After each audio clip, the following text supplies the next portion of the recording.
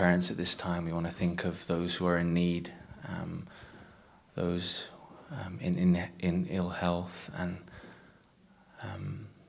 those in our lives who we are in a position where we can express your love to them. Please let us use this Sunday to recharge and to consider what we can be grateful for, and also what we can do, what we can offer, how we can be, that the investment we make today altogether can shape the days and weeks ahead. So we offer all our efforts at the end of this week and at the start of a new week to you, and we do so with an openness and a confidence that we can live with you, and if we give space for you, you can inspire us, you can guide us, and always we pray for your protection for our families, and we pray that we can be your agents in this world, and we can express your love and represent you. So I pray on behalf of all of us, Central Blessed Families, Arju.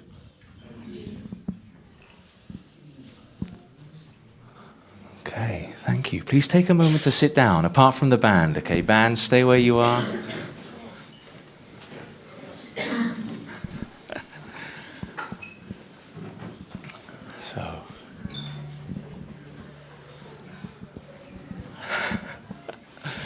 So just before we do our welcomes, wasn't that a beautiful song? Especially the third one. It kind of built up in this calm section at the end. I felt something was brewing, okay? There was an atmosphere. So really big thanks to the band. Big thanks to Raymond. And also shout out to Uncle David Rennie as well. Because there was a moment there, like Uncle David was in, he wanted to give space, but we needed his help, okay? So he was doing this setup here. I mean, that looks professional, right? When someone whips out the gaffer tape, okay? So, and just to see the look of contentment on Uncle David's face looking at the band. So it was a beautiful thing. So let's just say thanks to the band, okay, for those first two songs. A round of applause. Because that was the shortest rehearsal time I've ever seen, okay? Because the setup from entering here, getting parked up, that was a quick turnover, so really big thanks for that, with 7 minutes of rehearsal, I would say, on the clock. So we'll have at least 3 more songs, so really that's a big plus. Thanks for offering that. And it's a beautiful day. It's a beautiful day here for the community. So just take a moment to look around. And let's take a few minutes to say good morning, give a big welcome, give some love to those around you, okay? We have 3-4 minutes of just saying hello. Take it away. Welcome each other. Give each other an embrace, hugs.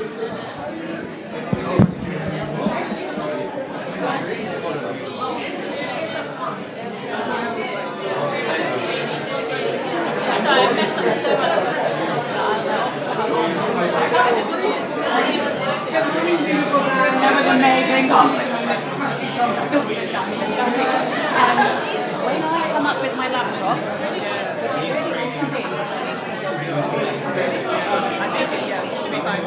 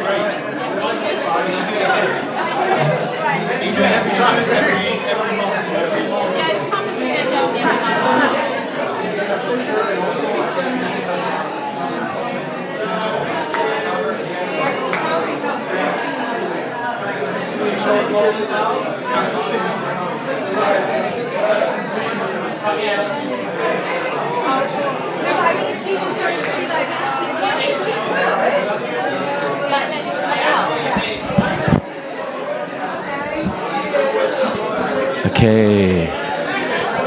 If you could make your way back to your seats, if you can conclude your welcomes, there'll be plenty of time after service, okay?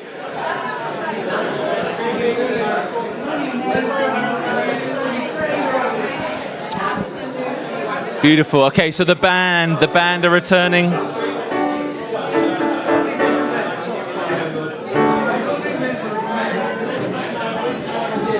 Awesome. Yes. Yeah. Okay. So if you could return to your seats, everyone, thank you. Cindy just whispered in my ear that North London likes their greetings, okay? So they move around the whole room. You better make a circulation. Yeah. Yeah.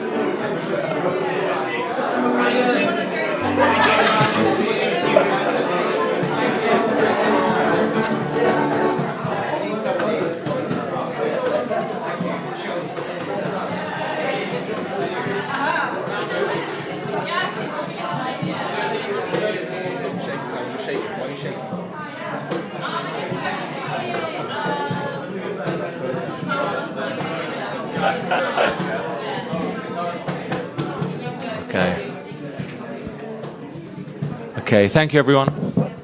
Just to say, my mum's giving me the eye, which is like, now we need to continue, okay? I can see it. But just say there's different approaches to welcome. Some communities, there's rules. You just say hello to those next to you, maybe the row behind and in front. In North London, it's the whole room. So there's a big circulation. There's more people than usual, so it just takes longer, okay? Simple maths. So, yeah, let's all rise and we'll have 2 more songs.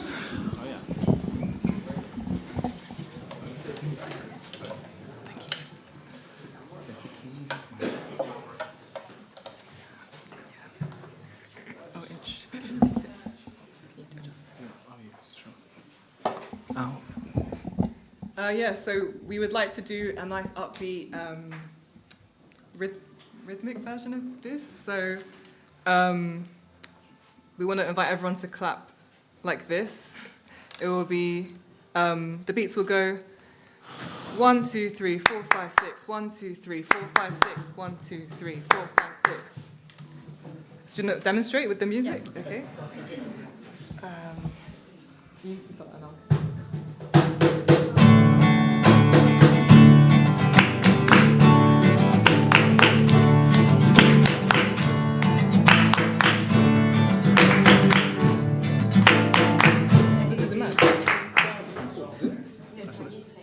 Let's try it. D. Yeah, that's the point.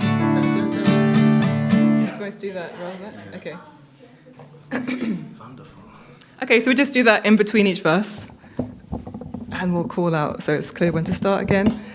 Yeah, okay, let's go. Okay. Yes. The end of the line. Yes, you can feel free to also clap. For example, be thou my vision, O Lord of my heart. Exactly. You got it. Okay, cool. Yes. Let's enjoy it. Okay. I'll come in after you. Yeah.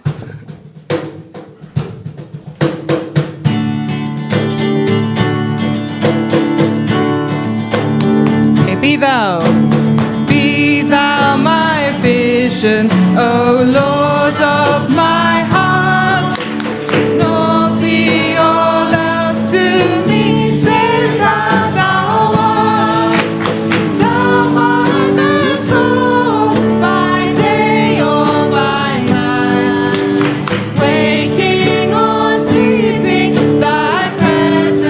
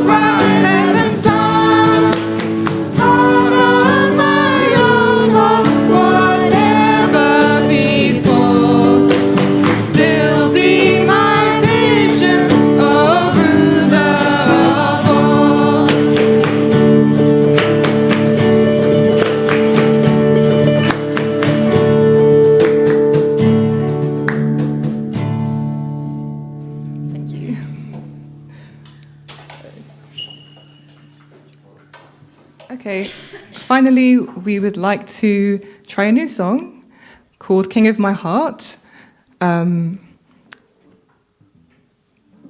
It's got lovely lyrics about seeking refuge in God, returning to God, remembering that God is the source we can draw from and the place we can move forward like spring from as well.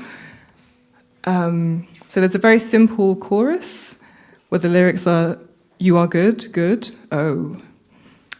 Not in that tone, sorry. But it's, nice and simple.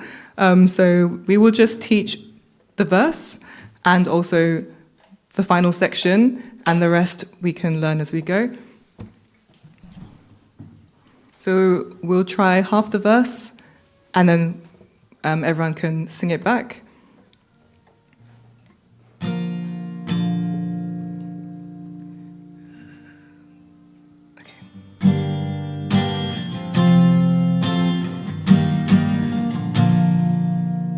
Let the King of my heart be the mountain where I run, the fountain I drink from. Oh, he is my song.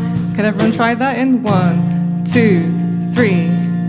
Let the King of my heart be the mountain where I run, the fountain I drink from. Oh, he is my song. Okay, and just with the first line, the rhythm is like, let the king, so it leads like that rather than let the king. It's more, let the king. Sorry, that's actually. Let's try the second half of the verse. Okay. 1, 2, 3, 4. Let the King of my heart be the shadow where I hide, the ransom for my life. Oh, he is my song. Okay, I think everyone's got that. Thank you so much. And then the final part is like this.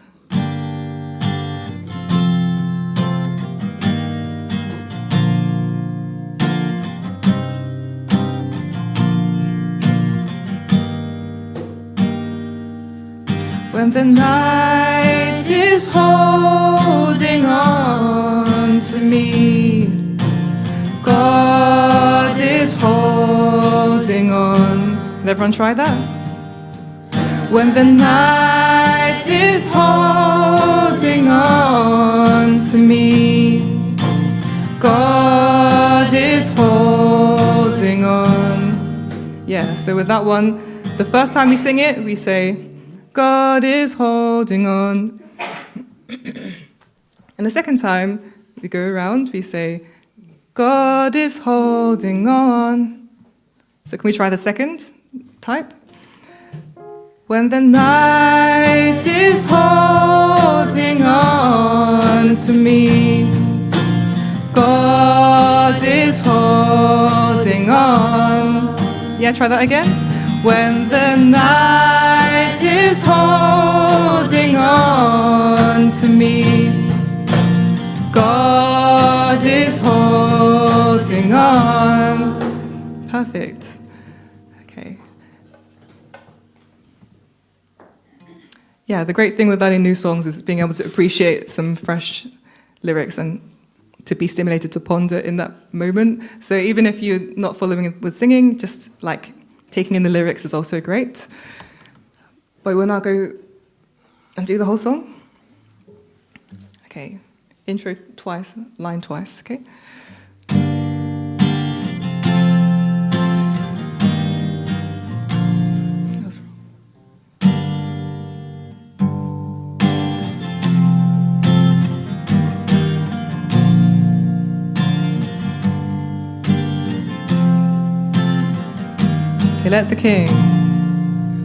Let the King of my heart be the mountain where I run, the fountain I drink from. Oh, he is my song.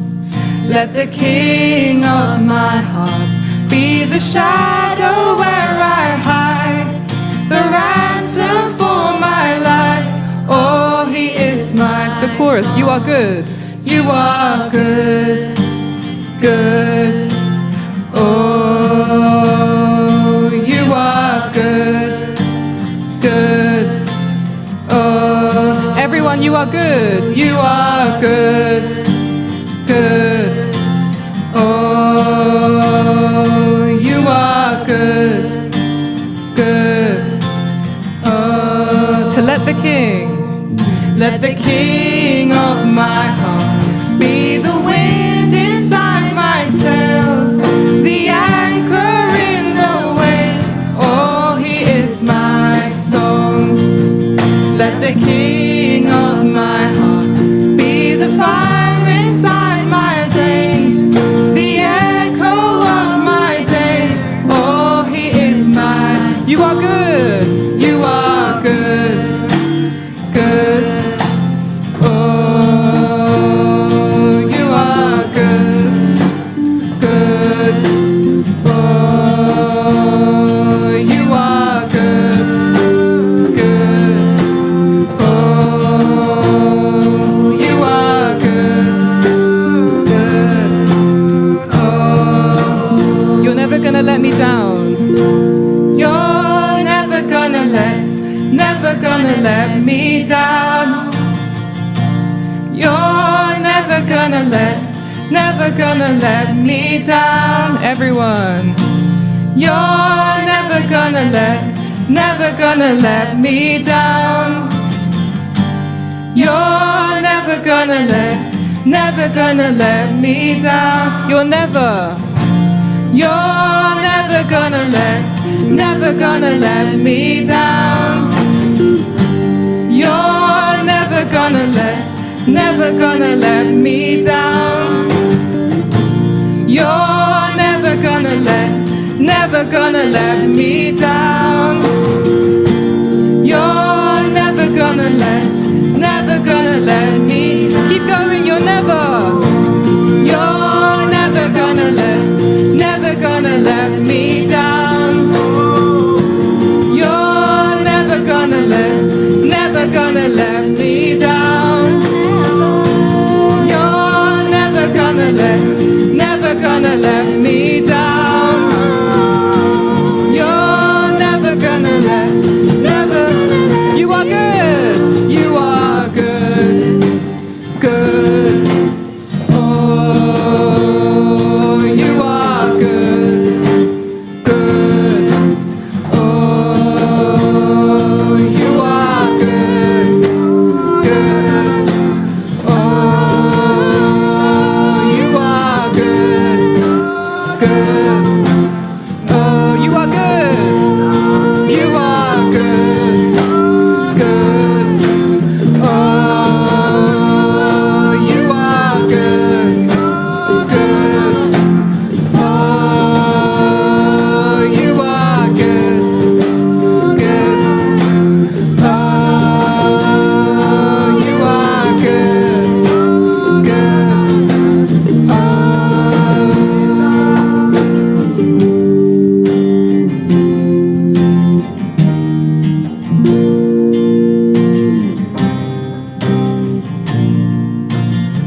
To when the night is holding on to me, God is holding on. When the night is holding on to me, God is holding on. A couple more times. When the night is holding on to me, God is holding on. One more time. When the night is holding on to me, God is holding on.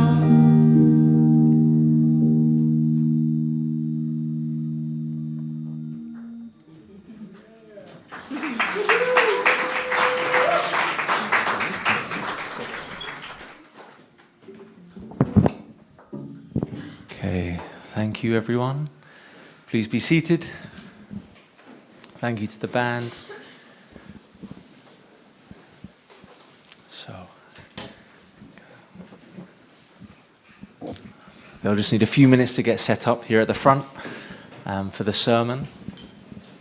So, if you can close your eyes for a moment, okay, and you can listen out.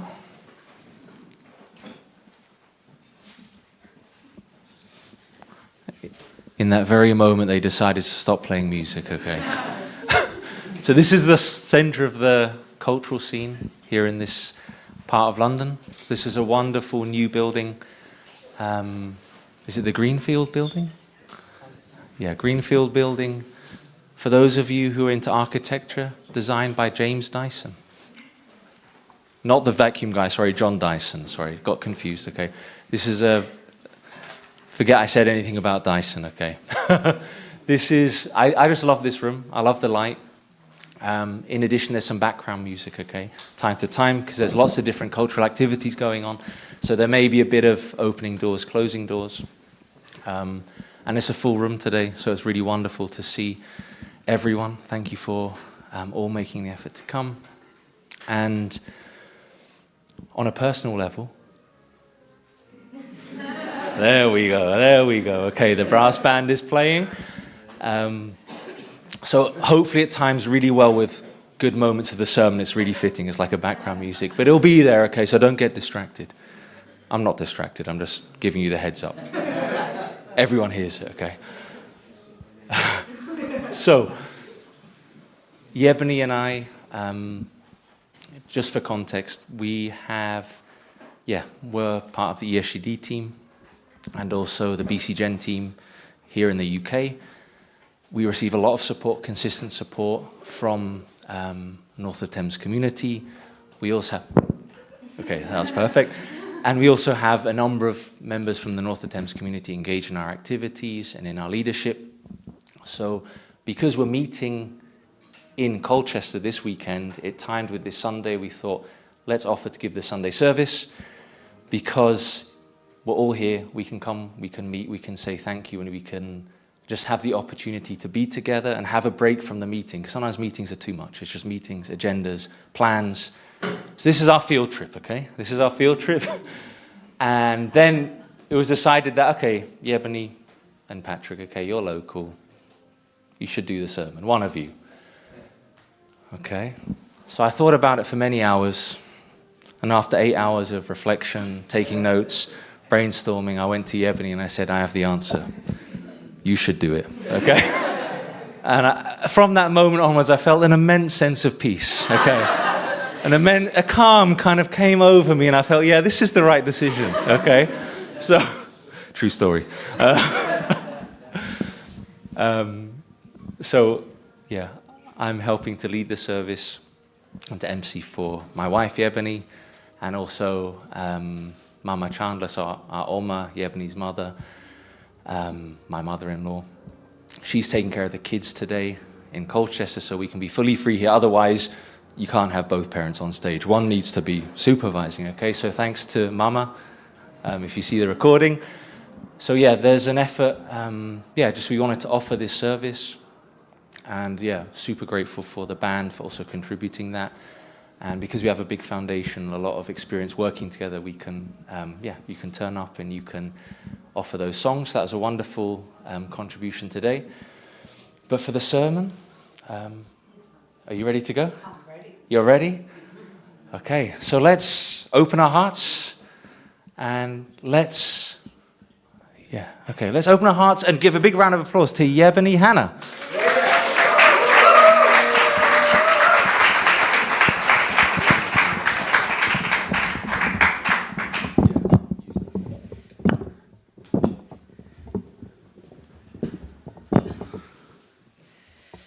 Okay. Does that work? Shall I hold it? No, I just need it as close as possible to you. Like this? Okay. Oh, it's going.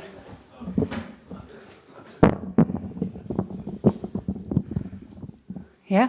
Perfect. Okay. Good morning, everybody. It's really good to be here. Also to see a few new faces who I didn't get to say hello to yet, and to see many familiar faces in the community. We don't come as often as we want to, but whenever I do, I feel so welcome and so happy here. And I think we've been looking forward to this, actually, just to visiting. For most of the ESGD team, they haven't been here. So we're really glad to be here. I'm very glad to be here. Thank you for coming. The last sermon I gave was in January. It was in River South, the other one. And that had a specific context, and that was more of a community message I felt called to give. For this one, I would like to share more of a personal message, or maybe more so personal reflections on something of what I've found myself going through in these recent months, something in my inner world, thoughts from honestly paying attention to how I'm really doing, and to consider if any of these extend beyond me to any of you, or maybe even to our community, to our church. There's always a risk with sharing personally that it may not relate or resonate with all of you. But I do find the question will relate to all of us. And so whilst I'm sharing, that in itself is an invitation for all of us to reflect on how we've been doing recently, what we've been going through personally and as a community. So I want to start with an experience I had quite recently during the children's Easter holidays in March, end of March, in Norwich. Any fans of Norwich? Anyone connected to Norwich? Anyone been? Loves Norwich? The two crows. Okay, I'll come chat with you afterwards. We just had a short 3-day holiday with the kids, just Patrick and I and the 3 kids, and it was so good. I think we've finally found how we holiday, and it's not camping as much as we want it to be. It's not caravanning, it's premiering. That works for us, with the breakfast the next morning in the middle of Norwich, and then we're ready to go. And we really had a nice balance of Norfolk Broads, but also just the city. The kids loved the city. The highlight was just pigeons all over them, with a bit of bird food everywhere for an hour, just surrounded by pigeons in the market square. However, we all slept in one room, and it got very hot, and there wasn't much of a window that was able to be opened. So I think it was the first night or the second night. We went to bed early with the kids. Early, it's holiday, but around 9. And I could not sleep, and that's rare for me. This is Patrick's issue, usually. I'm a good sleeper. I can sleep anywhere and very quickly. But not that night. And it got to 10, and it got to 11, and it got to midnight. I was still up at 2 a.m. That was 5 hours of just lying in bed, not being able to go to sleep. And at some point I thought, Yebony, just give in.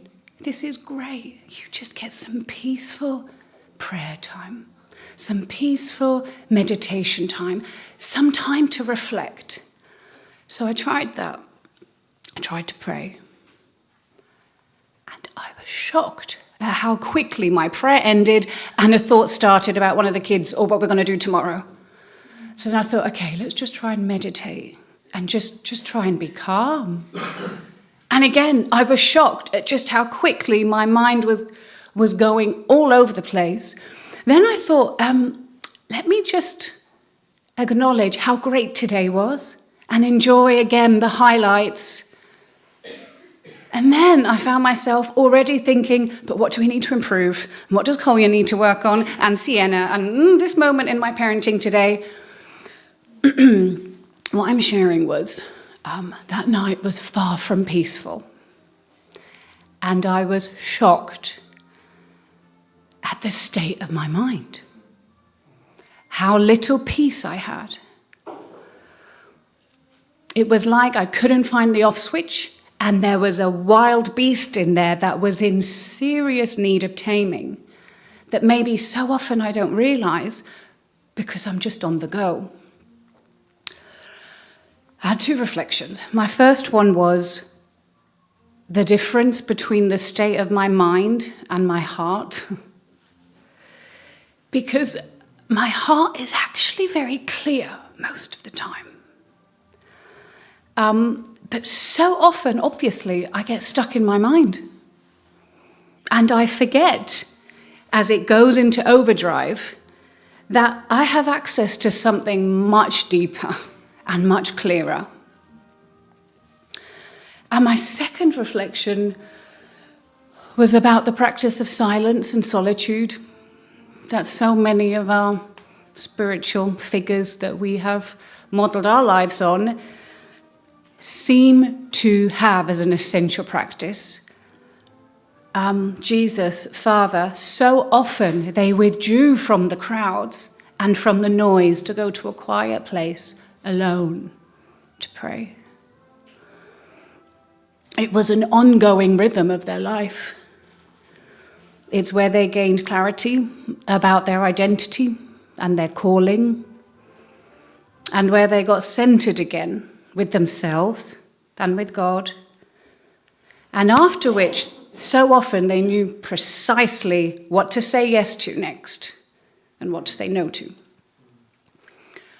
I realized how little silence I have.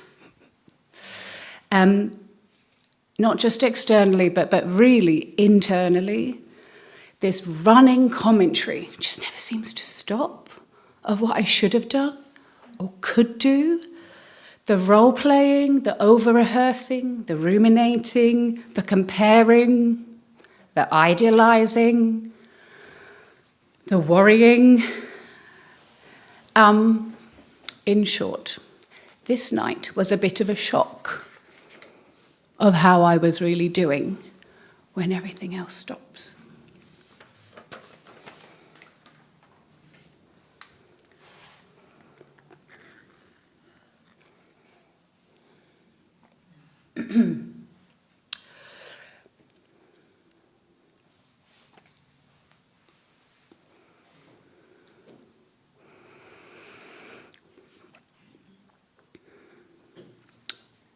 This is the title, by the way, of the sermon.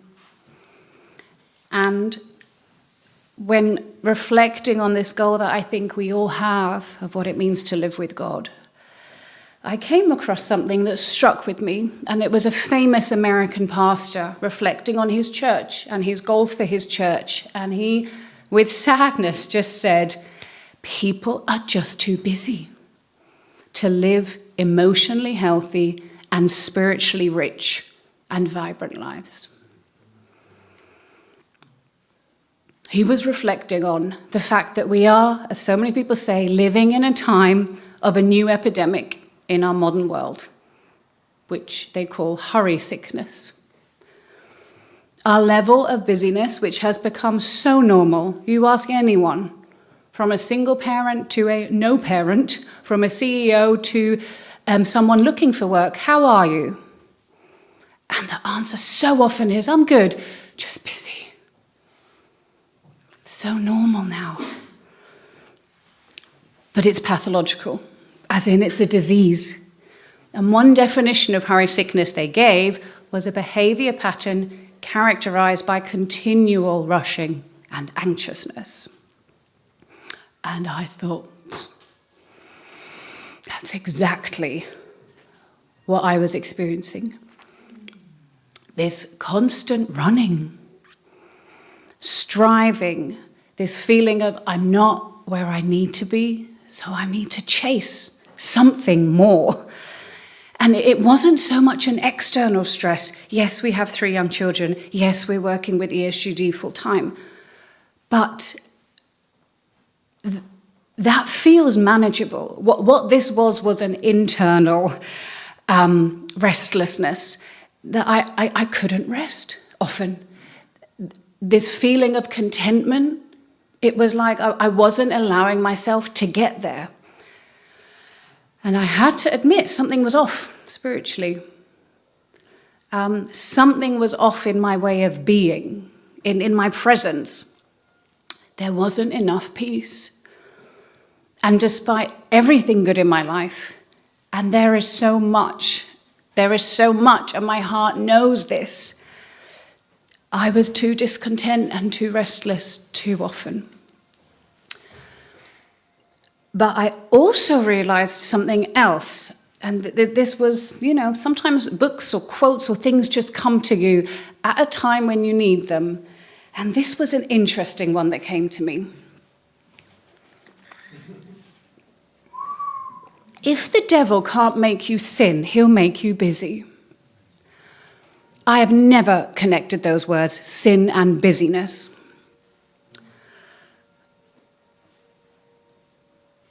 But one thing I realized is that sin and busyness, they have the same effect.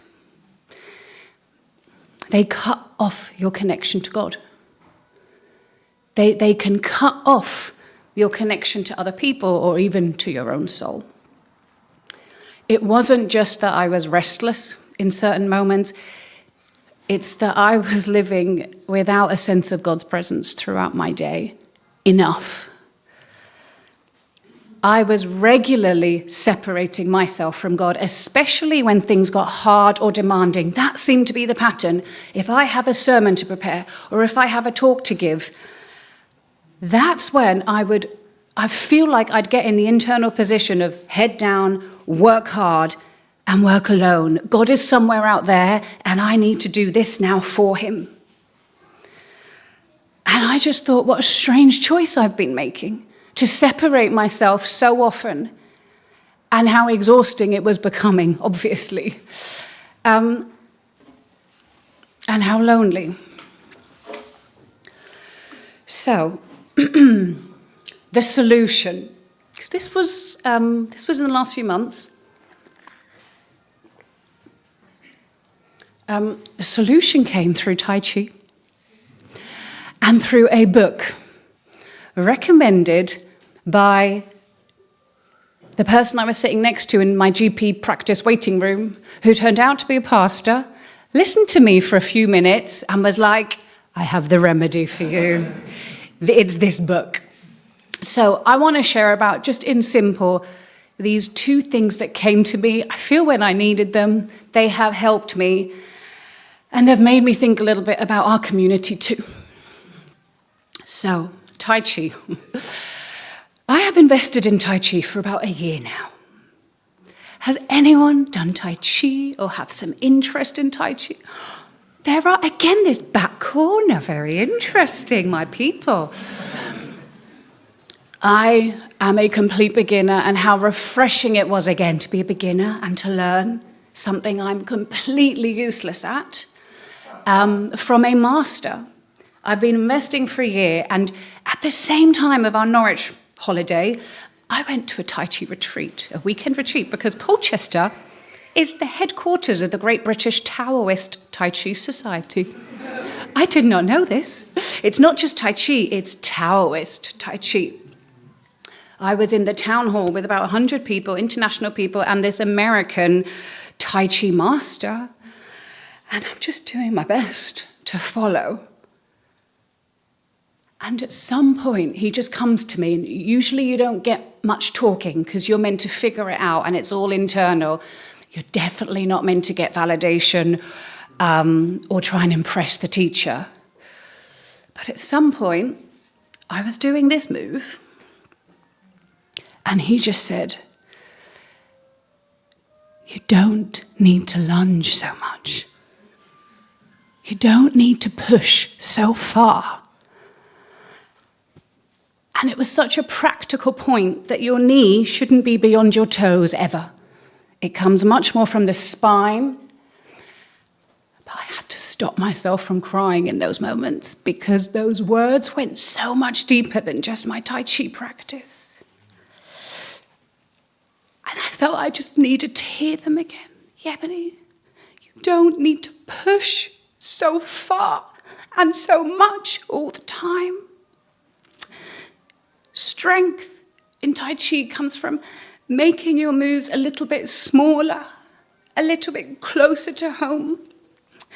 It comes from being grounded and being clear in your moves. From that weekend, my big takeaway was lunging further and pushing more isn't always the answer.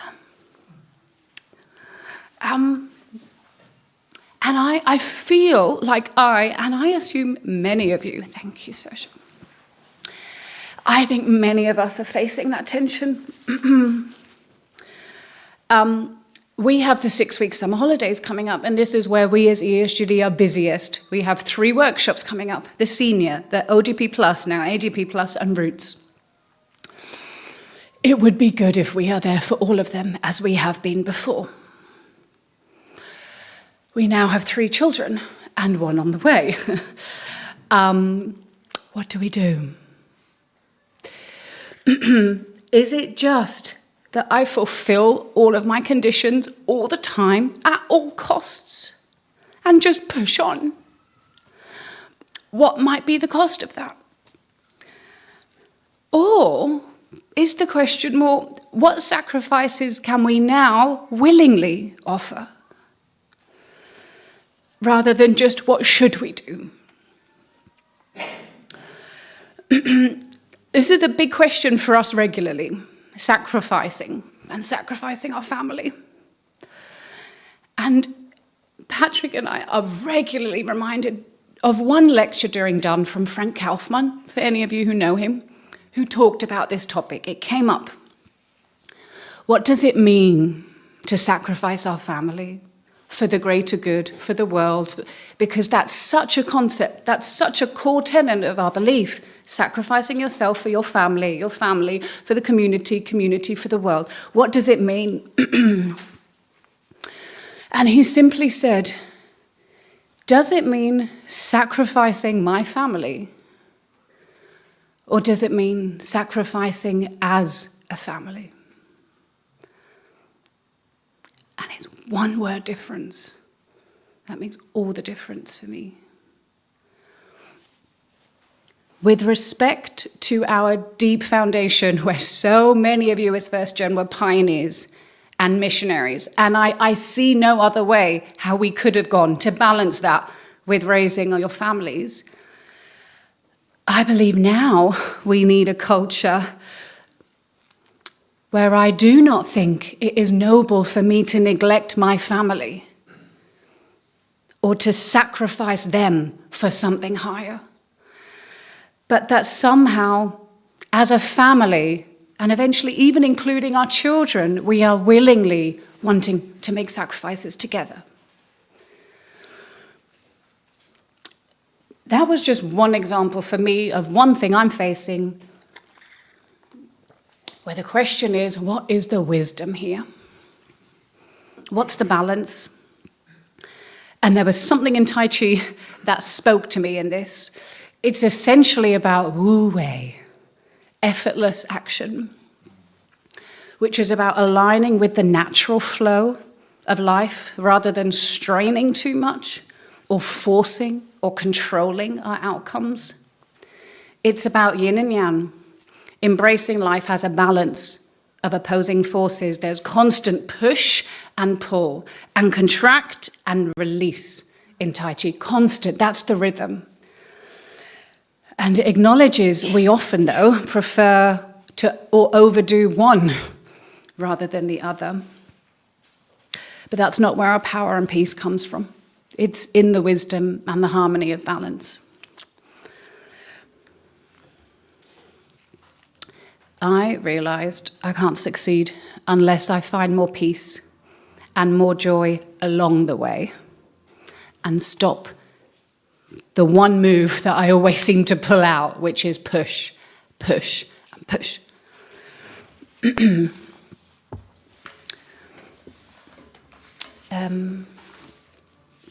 The other solution, or the other input, as I said, came from the waiting room in my GP waiting room. This book she diagnosed me with is called The Ruthless Elimination of Hurry. And I literally left and pressed purchase on Amazon straight away. It arrived the next day. And I pretty much read it within that day.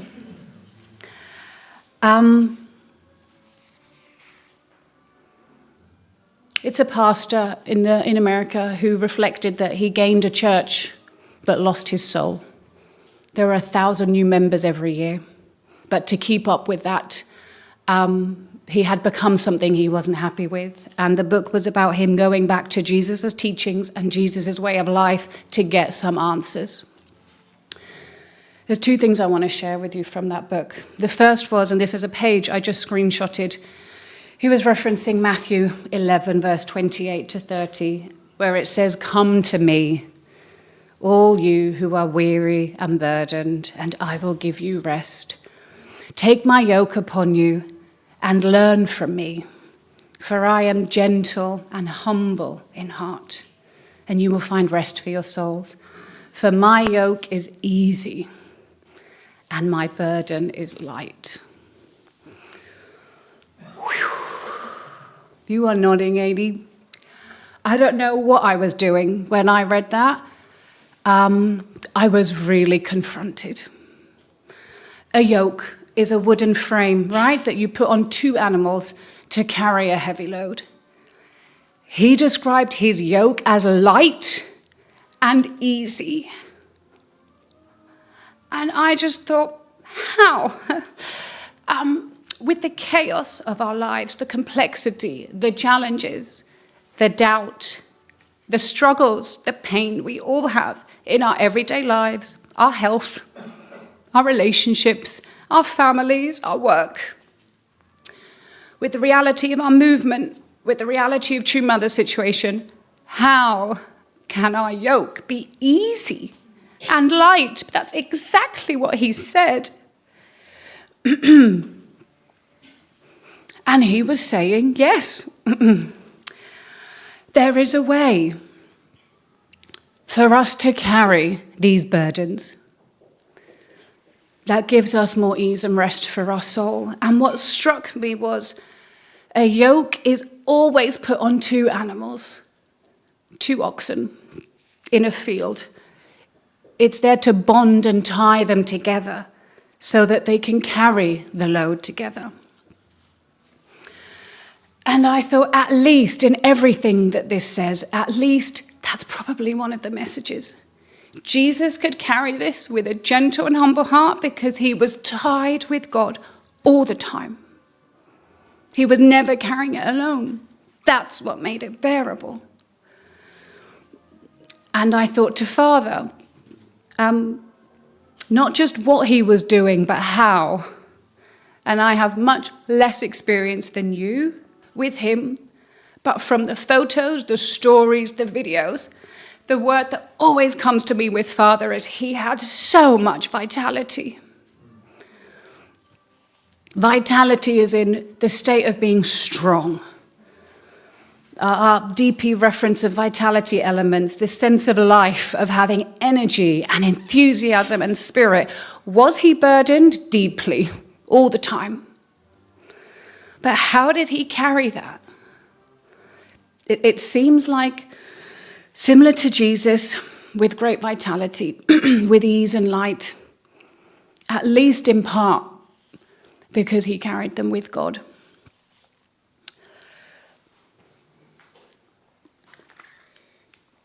This made me think of two things.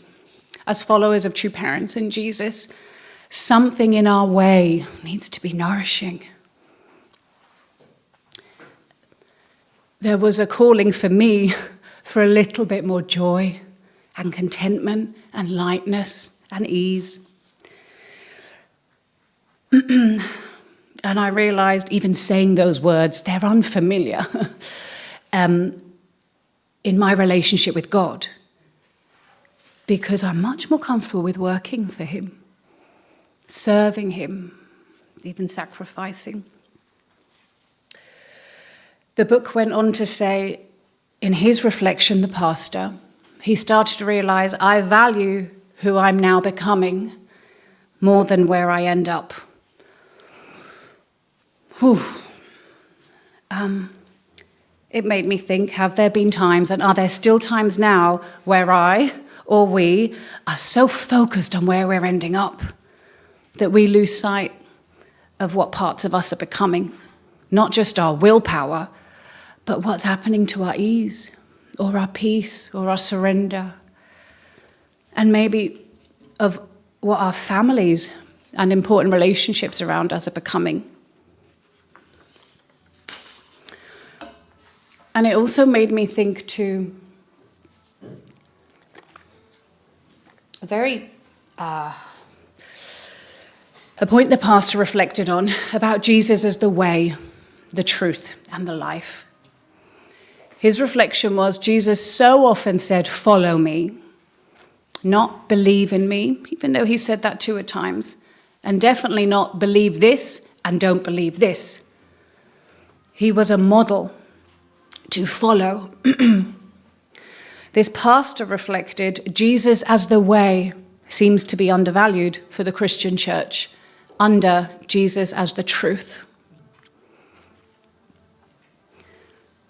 And it made me think to my own self and our community and our church, have we fallen into overemphasizing theology and correct belief over inheriting the life of true parents and embodying their model, their spirit, their practices, their way they did everything? And how much have we, or do we, collectively and honestly reflect on our way, not just our belief or our truth, on how we've been doing things personally and as a community? There is a common saying, again, this was a recent one for me, I've heard it before, but it really confronted me. You are not your goals, but your systems. I think systems feels a bit business, feels a bit foreign. For me, it's simply another way of saying your way, your culture, your way of doing things. It means our life isn't really a result of the goals we have or what we're aiming for. It's more about what we're actually doing day to day, what we're prioritizing, how we're spending our money and our time. I love goals. I love new goals. They give me so much direction and motivation, and they have a place. But just like knowing the truth doesn't mean you're following or living the way, having big goals doesn't always mean they're going to happen. I think we're a very goal-driven movement. Is that fair to say?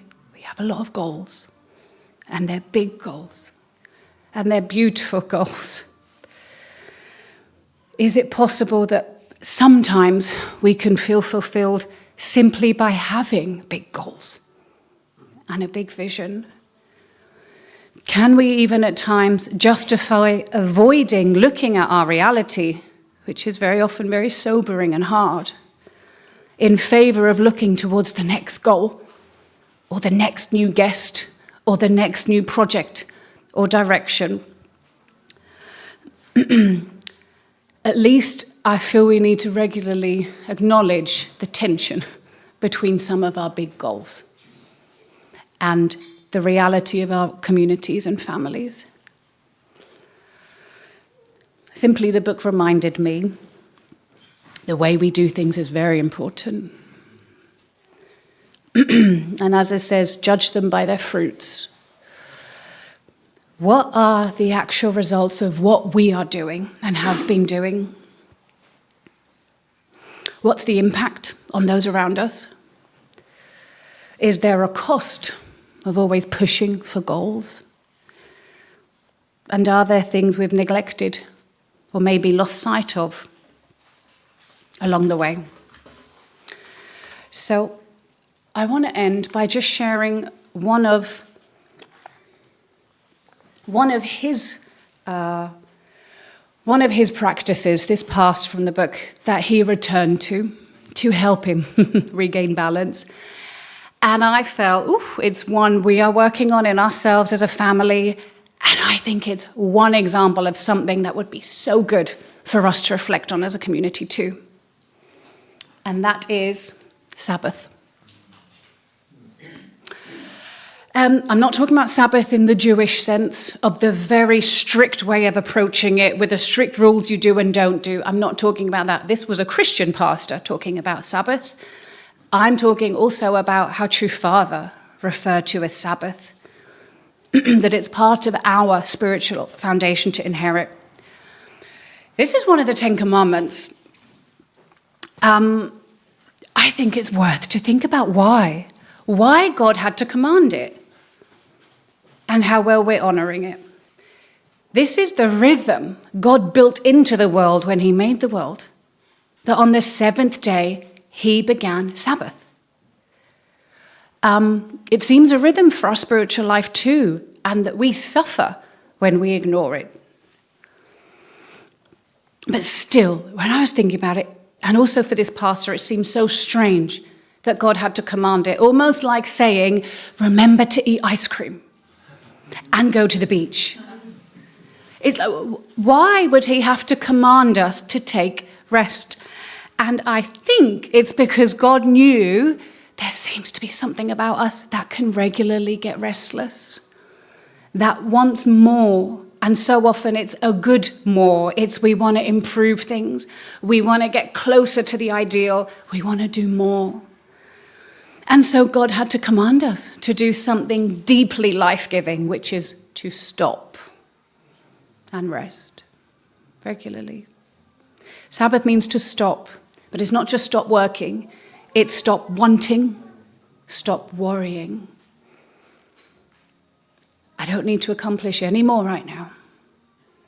Sabbath is about saying enough. My ordinary life is enough. I have more than enough to enjoy a rich and a fulfilling life now. Sabbath is about remembering what I really need is time to slow down long enough so that I can enjoy all that I already have with God.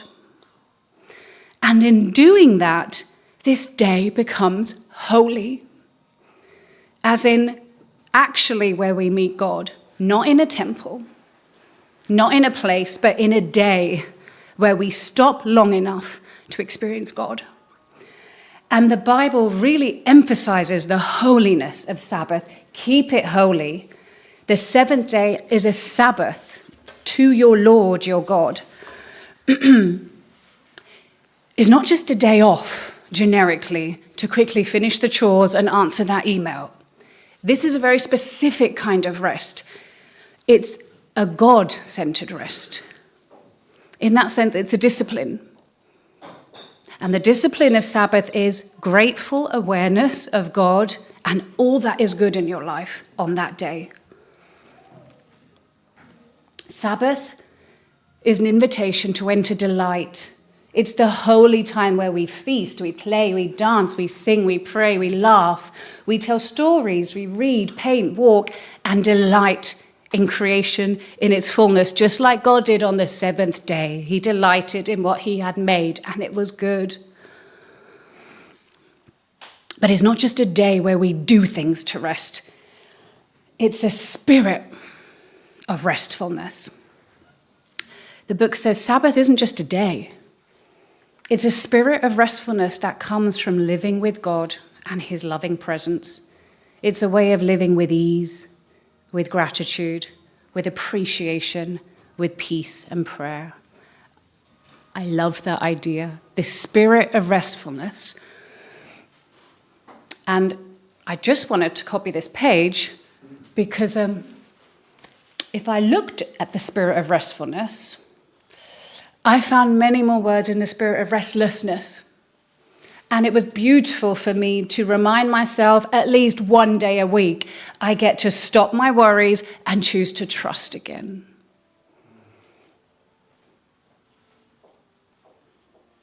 I get to be quiet rather than listen to the noise.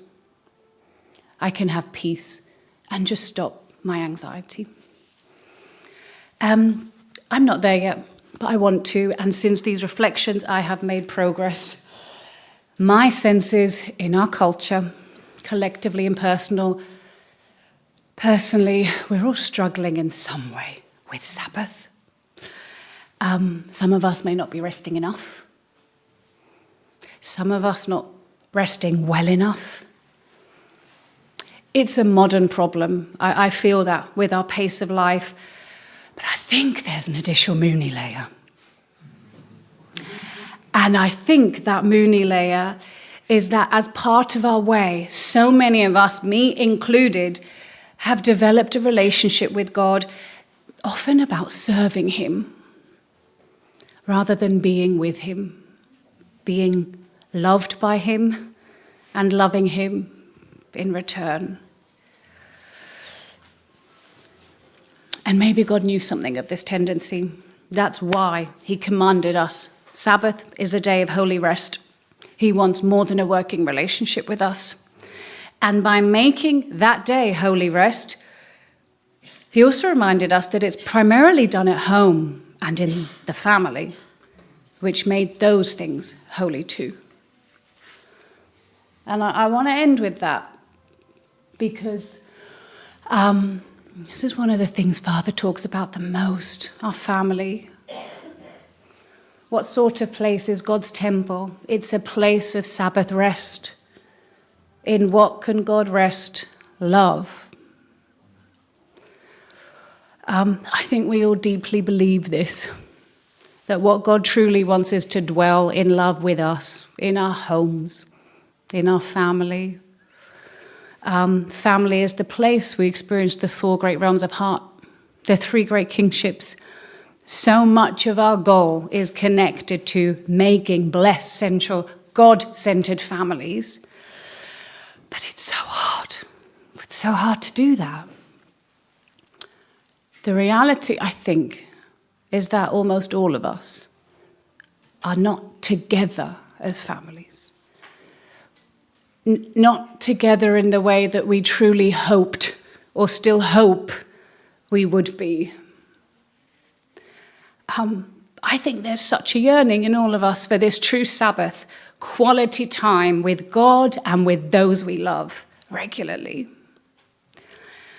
But to rest properly is one thing, and again, not the Jewish way. I think the irony is it takes a lot of hard work to rest well. It takes a lot of planning and prep to figure out, firstly, what actually makes me rest.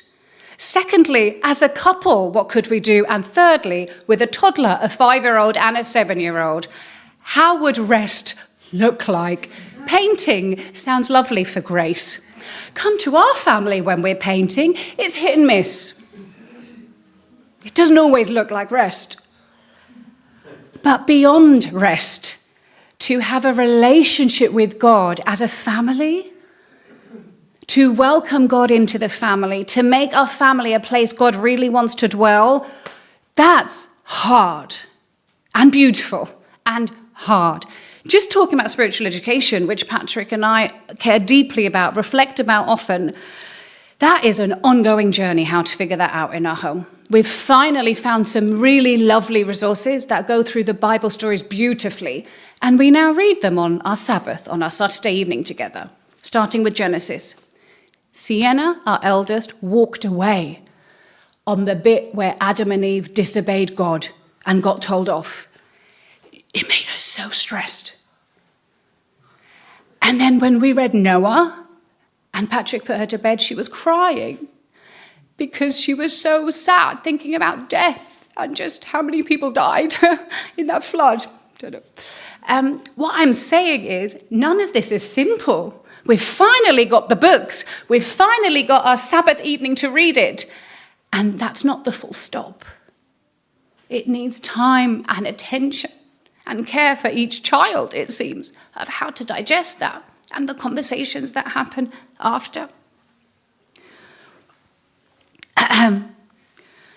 My sense these days is whether it's parenting or something else in our personal lives or as a community, so little we're handling is easy. So much is complex, and we need wisdom. But wisdom comes in quiet moments. Wisdom is born in the slow. It makes you wait for it. Once your thoughts have calmed, for the voice to come. And I wonder, has our lack of rest and quality time together prevented us from the necessary process of pausing long enough to take stock of our lives and our families and the state of our church? To reflect on things together, like how we're really doing, and to face things and allow God's wisdom to come. Have we neglected this function? Maybe it's not even something that would be nice to do, like the ice cream or the beach, or something we should do. Maybe it's something we need to do. Just like the saying, the Jews didn't keep Sabbath. The Sabbath kept the Jews. So,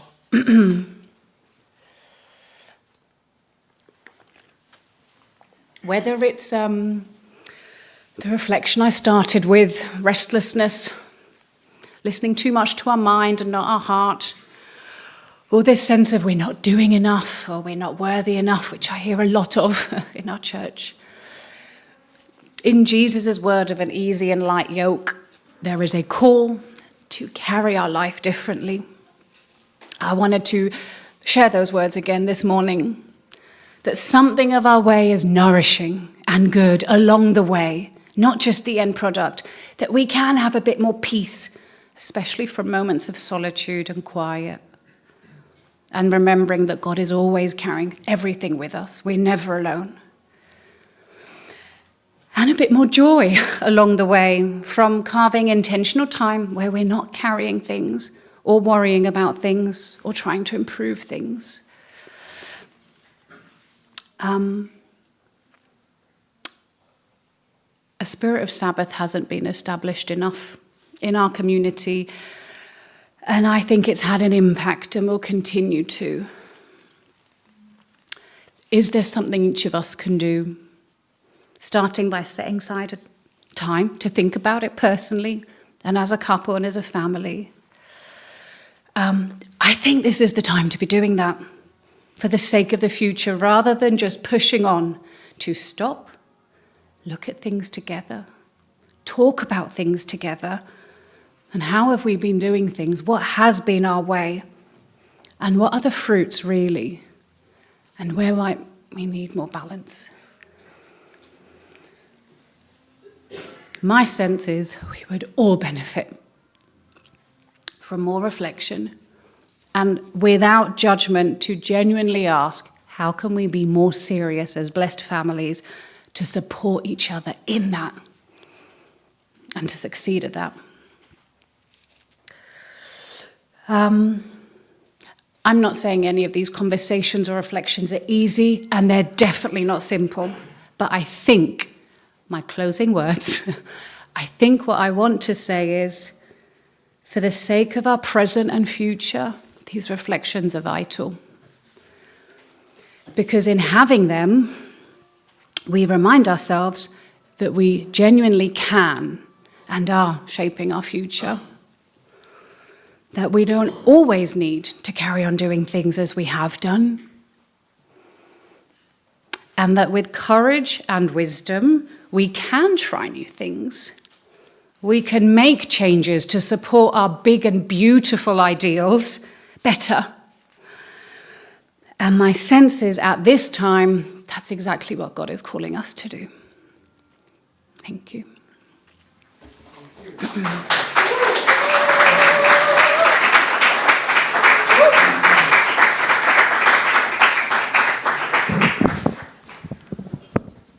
Okay, thank you.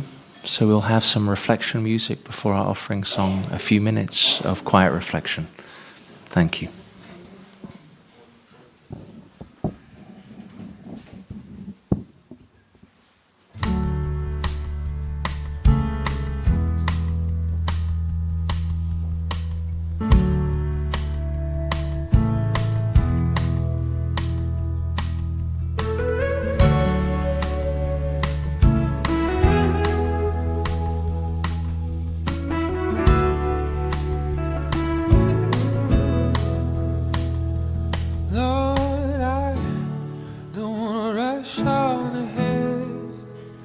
in my own strength when you're right here. Lord, I don't wanna rush on ahead in my own strength when you're right here. I'm not in a hurry when it comes to your spirit, when it comes to your presence, when it comes to your voice. I'm learning to listen, just to rest in your nearness. I'm starting to notice you are speaking.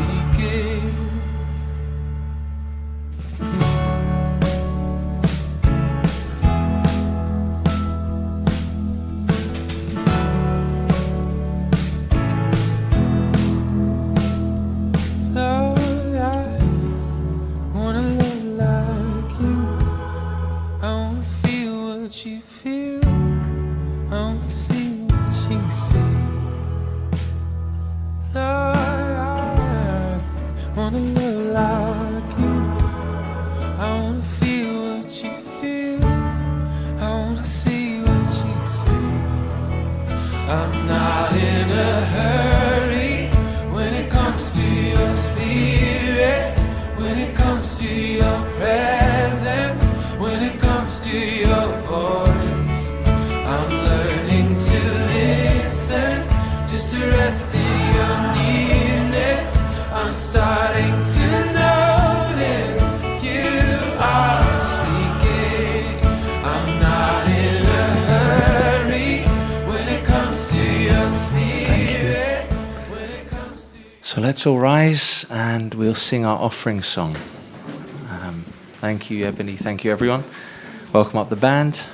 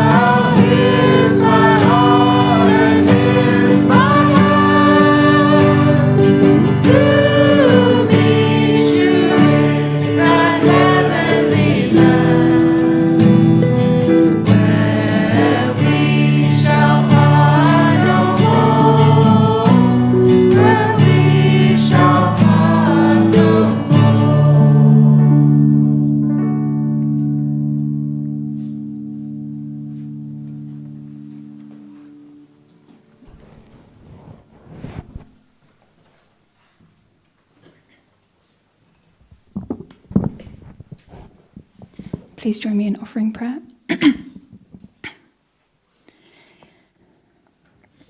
Dear God, true parents, we are grateful for today. We are grateful for our lives. We have many reasons, many things to be grateful for, but we can forget, and we want to be reminded that we can live our lives with you. We can be vitalized with you. We can have energy with you, that we can live our lives, go through our struggles, go through the trials and demands that is life, the challenges that we have, that we're reminded to also slow down and to take Sabbath, to take rest with you and offer our lives. So we want to offer this week, this money, this time to you, and remember that we need to make space and be diligent, make room for you in our lives, and that it can be a source of power and love and energy that we need to be reminded by often, and we're grateful that we're never alone, so thank you for never leaving us. And we want to offer this prayer, this service, in my name and all the names of my brothers and sisters here of Central Blessed Families. Arju.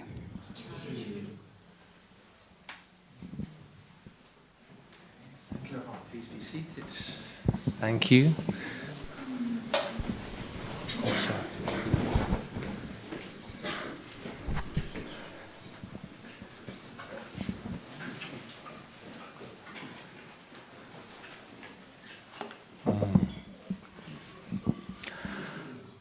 Thank you. Yeah, just, it's worth saying. I hope I don't miss anyone's name, okay? But let's say thanks to Javier, Angelica, Cindy, Carmel, Inchin, Miwa, Saoirse, Uncle David, Raymond, Paula, all those involved with the music and the setup. Let's say thank you.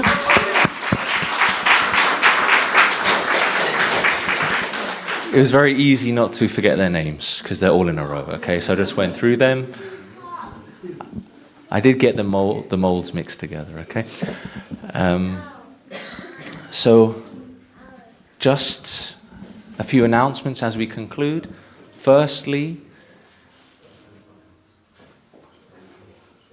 there is a card reader at the back, okay? There's a card reader at the back. So if you'd like to make a tithing and an offering to North of Thames community, there's a tithe reader there. Tithe reader. I guess we could rebrand it as a tithe reader, okay? Oh, it's very different from a card reader. It takes tithes, okay? And all the national announcements will be shared in the community WhatsApp group that started last week. So please study those. Please pay attention to those. I'll also do a shout out to Bogdan and Yoshiko here. Okay, their national directors are here. And I think you'll appreciate Bogdan. He broke his prescription glasses, okay? So that's why he's got prescription sunglasses on, okay? I'll save him a lot of oxygen. I was in that situation before, and it's like, no, I'm not trying to be cool. I'm not trying to set a trend. I just need to see, okay? So we're very grateful. The Pammers could join us for today. Really grateful for their support. And so national announcements are there in the WhatsApp group. And then there's a few additional announcements which are not there. This is happening this afternoon. And many of you are aware of the important work of Auntie Francois Murphy and Uncle Jeff Bateman, and also with Uncle William's engagement. Also, if you can see the North of Thames newsletter, there's also an article which Uncle William contributed. And thanks for the good work from Uncle Chris and Uncle Peter Schroeder as well. So this is, of course, in this part of London, very important initiative and a very substantial interfaith project. So please, if you can, join here. The information is also in the community WhatsApp group.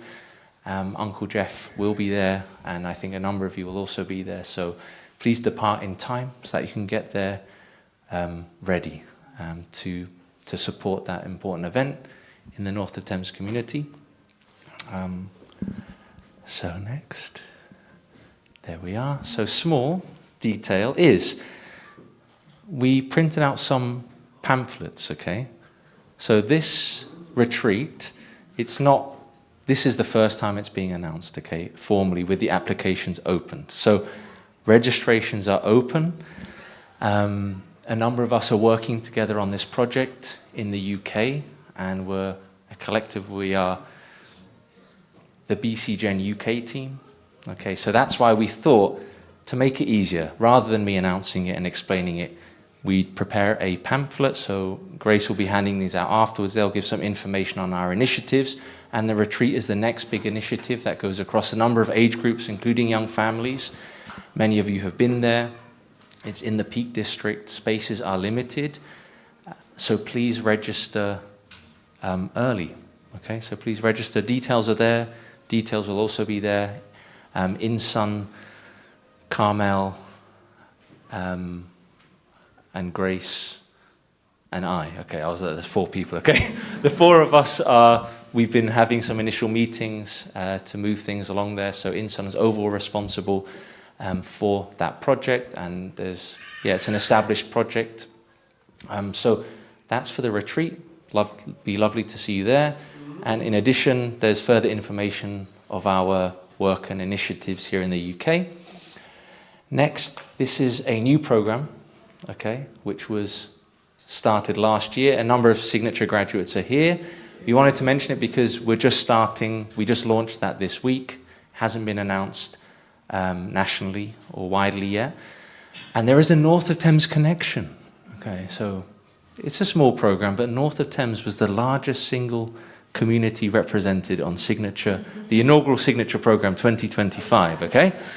So there's Caleb McGuigan, Angelica Hirabe, Miwa Babi Shaw, with the support of Alvit Babi Shaw, okay? So that was pretty much 25% of the program. That's high proportions, okay?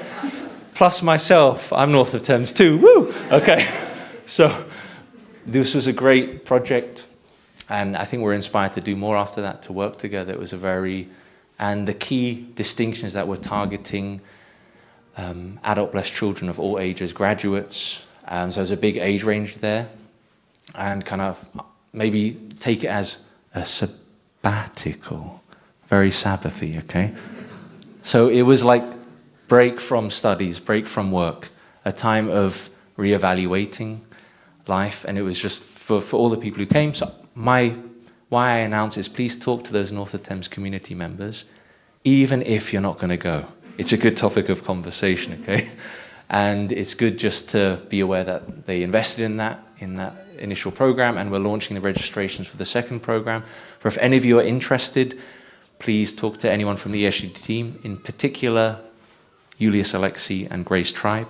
They'll be taking a lead in the upcoming season, okay? So there is a bit of information as well about our ESG work here.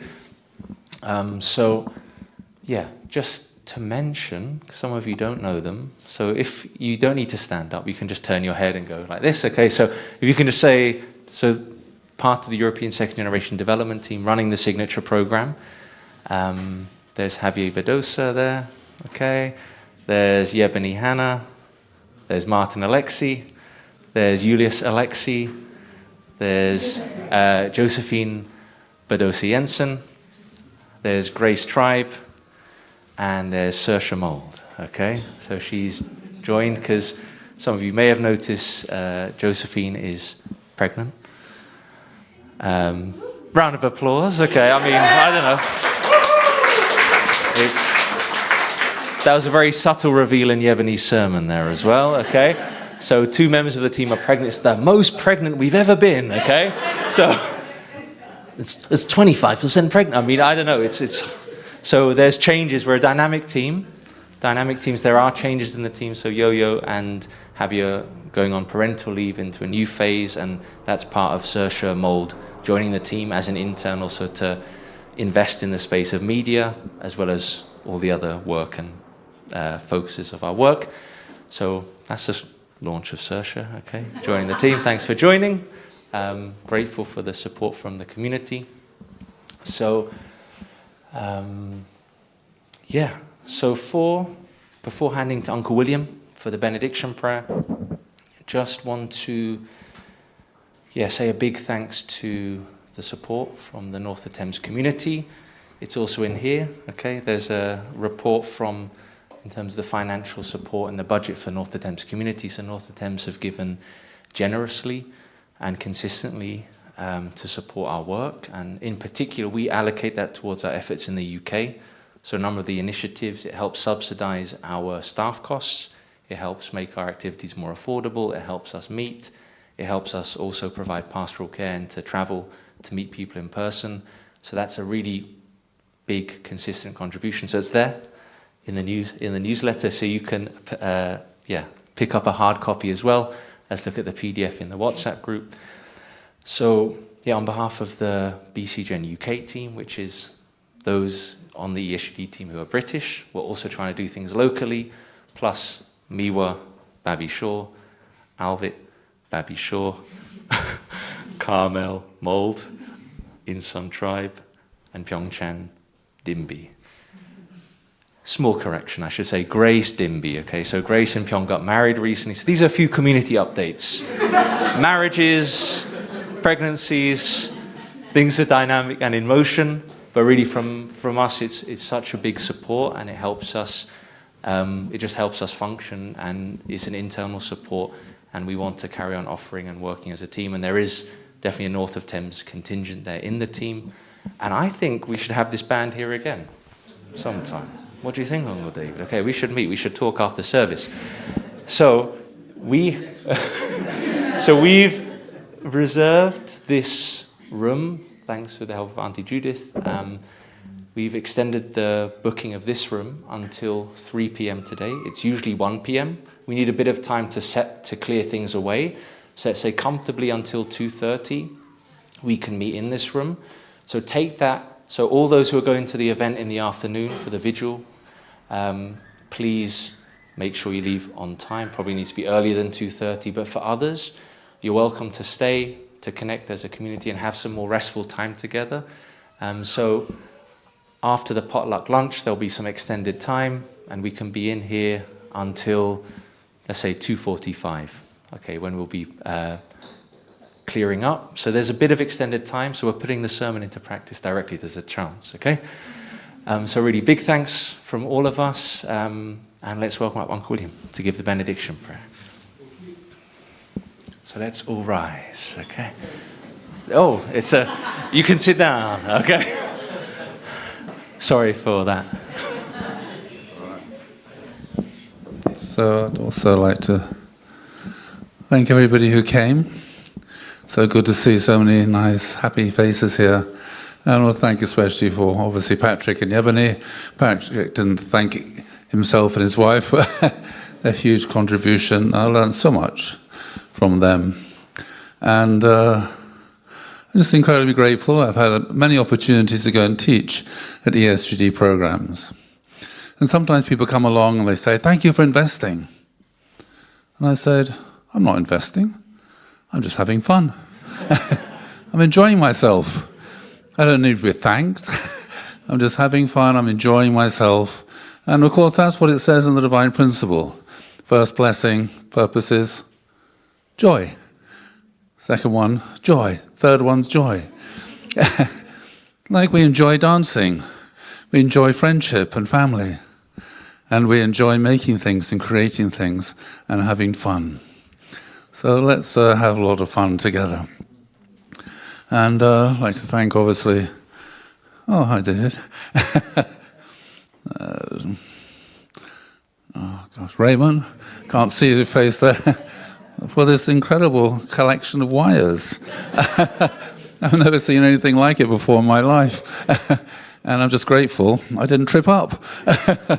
That's why I came around this way, because I know if I'd gone that way, like I usually do, I would have tripped up and ended up on my face. So I feel very lucky, I feel very blessed and incredibly grateful for the life that we have and for all of you being here today. So let's pray. May you see with the eyes of God, and may you hear with the ears of God. May you speak God's words, and may you feel with the heart of God, and walk in God's footsteps. May God bless you and keep you. May the Lord make his face shine upon you and be gracious to you. And may the Lord turn his face toward you and give you peace. Adieu. Amen. Thank you for all those who made such a wonderful lunch for us all to enjoy now and our fellowship together. Thank you.